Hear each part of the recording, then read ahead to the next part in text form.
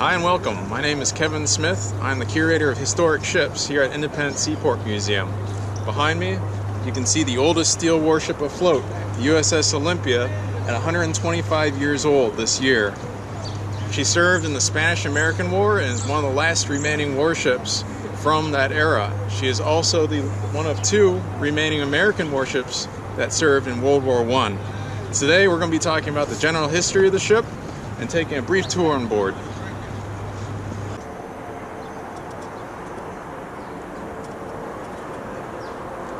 So the cruiser Olympia has a really unique and interesting history where she actually served the United States Navy from 1895 to 1922. So that means she was part of the Spanish-American War of 1898, and she was also in World War I from about 1915 to 1918. In the Spanish-American War, that's where she became most famous under Admiral George Dewey at the Battle of Manila Bay in 1898. At the Battle of Manila Bay, the United States first flexed its muscles with these new steel warships. We came into the fight and we won it within 6 hours and essentially took control of the Philippines. This proved to the rest of the world, all the big empires of the day in Europe and in England, that the United States was finally ready to become a world power. We started branching out into the rest of the world from there, and we officially became, as we know today, a superpower from this ship and from its efforts in the Philippines in the Spanish-American War. In 1900, the Olympia went through a major refit where she got modernized to modern specifications. This included a lot of new electrical upgrades, upgrades to fire control, and preparing to add wireless radio aboard. From 1902 to 1905, after her modernization, she served under the Theodore Roosevelt administration doing diplomatic duties around the Caribbean.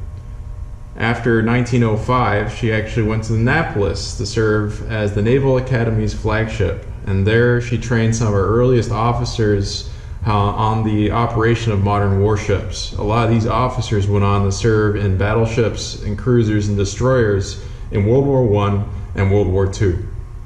At the beginning of World War I, Olympia was modernized yet again.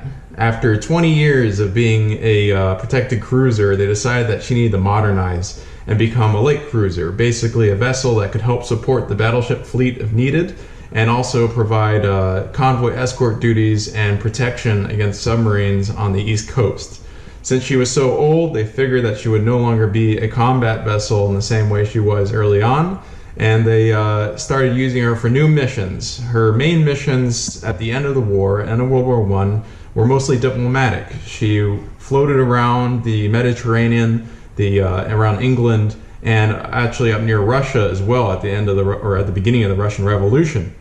And by being a flagship at that time, she was an embassy. She was an embassy for the United States.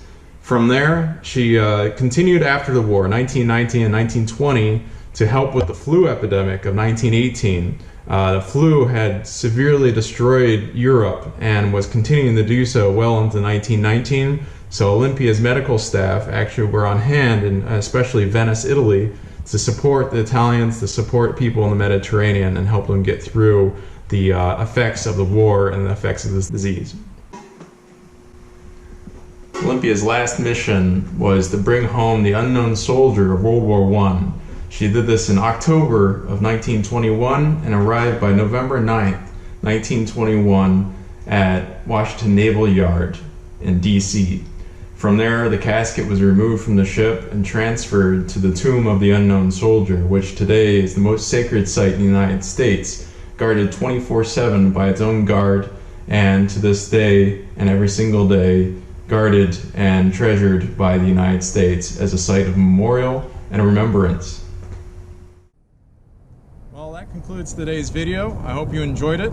If you have any comments for me or any questions, you can leave them in the comment section of the video. If you have any suggestions, if you want to see a special space on the ship, I'm more than happy to show you it. We're going to try to get down below decks, places you haven't seen before. We're going to walk the decks as much as we can. And if you have any suggestions at all, please let us know. We're going to be following this. We're going to be following up with more and more videos, and we would love to hear your input. So have a good day, and stay safe and healthy.